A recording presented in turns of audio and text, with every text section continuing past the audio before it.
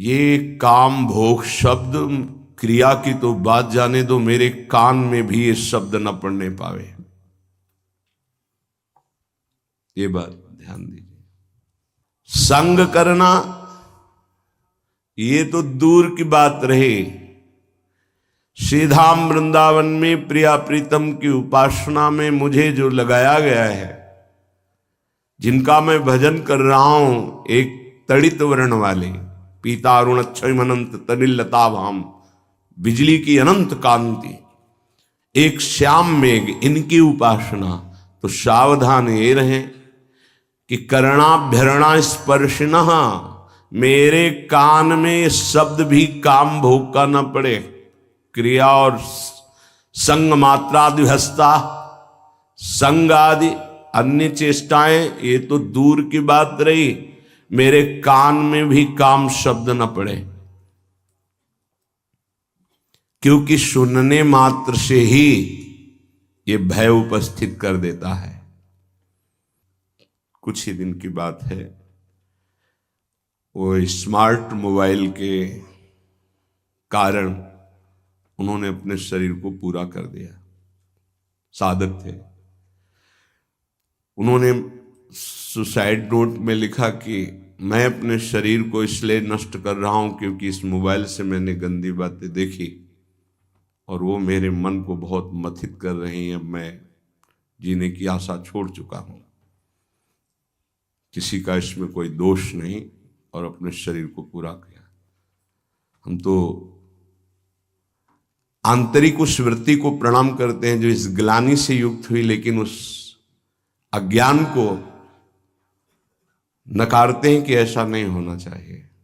हमसे गलती हो जाती है, लेकिन हमारा गलती का सुधार का अवसर है, हमारा शरीर का त्यागने का अधिकार नहीं है।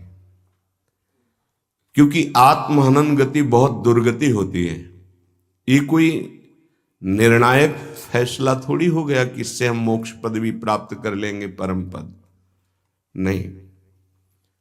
बड़ी से भी बड़ी गलती हो गई, हम क्षमा चाहते हैं प्रभु से, समाज से, अपने से भी, और हम आगे बढ़ें, अपने को भी क्षमा करें। गलती हो गई, इस तरह का कोई कदम उठा लेना विवेक नहीं कहलाता। इसलिए महापुरुषों ने जो कहा उसको समझो। करणाभ्यरणा स्पर्शिनः स्त्रीति वर्णा दप्युतृष्टाः संग मात्रादिहस्ताः। एक काम भोग की वार्ता हमारे कान में भी स्पर्श नहीं करनी चाहिए।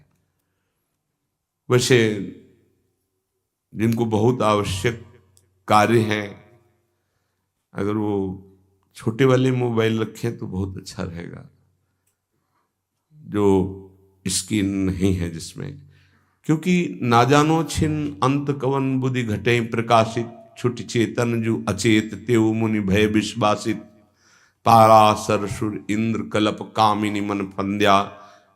ऐसा बुद्धि बहुत नीच है, एक कब क्या निर्णय कर दे, भगवान बचावे, इसका कोई भरोसा नहीं।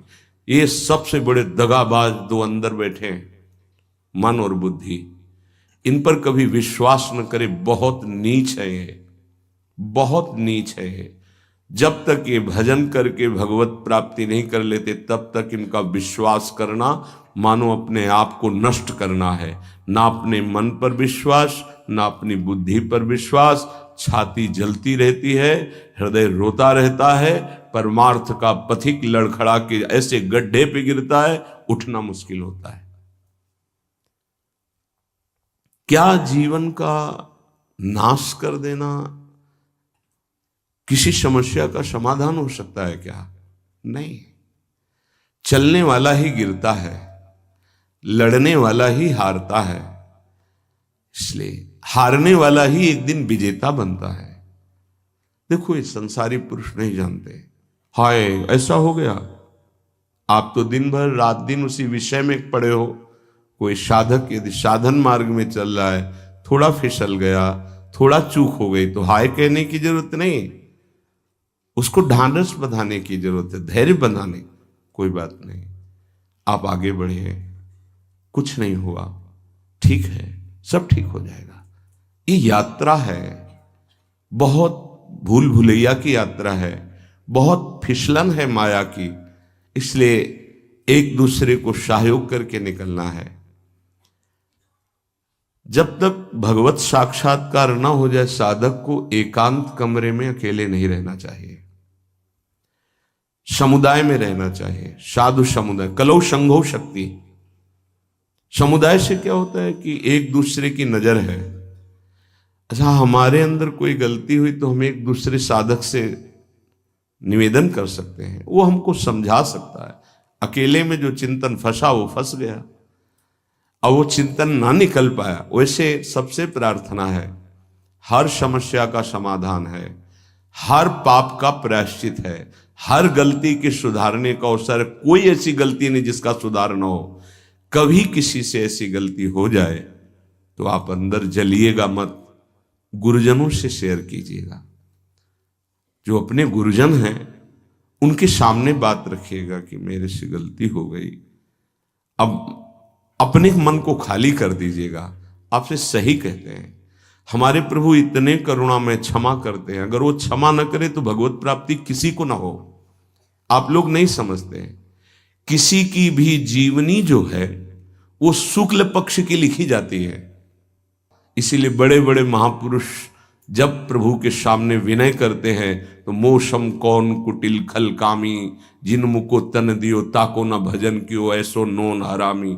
सूरदास जी महाराज, गोस्वामी तुलसीदास जी, जो मैं अपने अवगुण कहूं, बाढ़ई कथा पार नहीं लाऊं। ए भाई, अंदर की बात है, रो रो के इस मार्ग में विजय प्राप्त की जाती है। सबके हृदय को कोई ऐसा नहीं है, सबके लख बिरले पाए। बिरला कोई साधक पहचान पाता है कि हमारे अंदर ये पाप आ गया, ये दोष आ गया, ये गलती, प्रभु मेरे से गलती हो गई। सच्ची कहते हैं, अगर भगवान क्षमा ना करें तो कोई एक कदम भी परमार्थ पे नहीं चल सकता। निराश होने की जरूरत नहीं। ये नहीं देखना कि वो बहुत आगे बढ़ चुके हैं।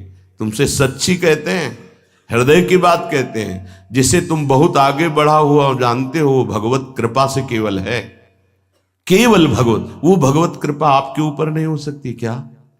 क्या आप महान नहीं बन सकते हैं क्या? महान के अंश हैं, महान के पुत्र हैं, आप भी महान बन सकते हैं। गलती हो गई, त्रुटि हो गई, उसके लिए रास्ता है, प्रायश्चित है, दंड विधान है, क्षमा विधान है। लेकिन शरीर को पूरा कर देना ये कोई विवेक नहीं रहा। कभी किसी उपासक से, किसी के भी मन में कुछ भी ऐसा चल रहा हो कि वो तुम्हें जला रहा है, तुम निकल नहीं पा रहे हो, श्री जी से कहो, गुरुजनों से कहो, निकल जाओगे। अगर विवेक काम करे तो ध्यान ही मत दो उसकी तरफ, निकल जाओगे। ऐसा नहीं कि उसमें डूब जाओ, उसी चिंतन में डूब जाओ। इसीलिए हम कहते हैं, एक एकांत कमरे में रहकर साधना करता है, एक रोज सत्संग करता है, बड़ा अंतर होगा, बड़ा अंतर होगा। सत्संगी कलावान हो जाएगा। क्या युक्ति आ जाएगी बचने की, उसकी किस विकार से, किस भावना से कैसे बचा जाता है। और वो बहुत जरूरी है भजन में। अगर भजन में युक्ति नहीं तो मुक्ति होना बहुत कठिन है। इसलिए साधु संग किया जाता है कि उनके अनुभव, उनकी युक्तियां हमको विचारों से बचा सके। हमारे अंदर विचारों का जाल फेंका जाता है, जो मन बुद्धि है वो विचारों के जाल में हमको फंसाती है। हमें बचना है। थोड़ी सी चूक हमारे पूरे जीवन को नष्ट कर देती है। थोड़ा सा मनोरंजन हमारे जीवन को असमर्थ बना देता है। इसलिए समस्त साधकों से, उपासिकाओं से, सबसे, वो गृहस्थ हो या विरक्त हो, सबसे प्रार्थना है, एक बार हिम्मत करके निकल चलो। एक बार। हरि गुरु ऐसे कृपालु हैं कि आप जैसी आकांक्षा करोगे, जो इच्छा करी हो मन माही, हरि प्रसाद कछ दुर्लभ नाही। पर हम इच्छा त्यागने के लिए ही भगवत मार्ग का वर्ण किए हैं। इच्छाओं का शमन करके, दमन करके हम भगवत प्राप्ति करें। ये इच्छाएं कितनी भी पूर्ण की जाए कभी पूर्ण नहीं होती। ये दुष्ट मन कभी चैन से नहीं रहने देता। ये हर समय संकल्प विकल्प बनाते हुए सब प्राणियों को अधीन किए हुए है। बड़े भाग्यशाली हैं जो इसकी चाल को पहचान गए और गुरु प्रताप से प्राप्त नाम मंत्र के बल से इसकी चाल को नष्ट कर दिया। श्रीपाद कितनी सावधानी की बात कह रहे हैं। कर्णाभ्यरणा स्पर्शिनः, मेरे कान में भी ये शब्द नहीं पड़े। हे प्रियालाल, ऐसी कृपा करो कि मेरे कान में भी काम भोग की बातें ना पड़े। और जो मोबाइल में देखेंगे फिर कैसे चल पाएंगे। इसीलिए बहुत विचारणीय विषय है, सावधान। हम हृदय से पीड़ित होकर के कह रहे हैं कि आपके पास यदि वो स्मार्ट मोबाइल है और आपकी क्षमता ऐसी नहीं कि आप अपने मन को रोक सके, तो कृपया आप मोबाइल को चेंज कर लें, बदल लें। आपको आवश्यक है छोटा वाला रख लें, बड़ा वाला पारिवारिक जनों को दे दें या हटा दें। क्योंकि आज हमारी बुद्धि शुद्ध है, कल हमारी बुद्धि कुछ देखना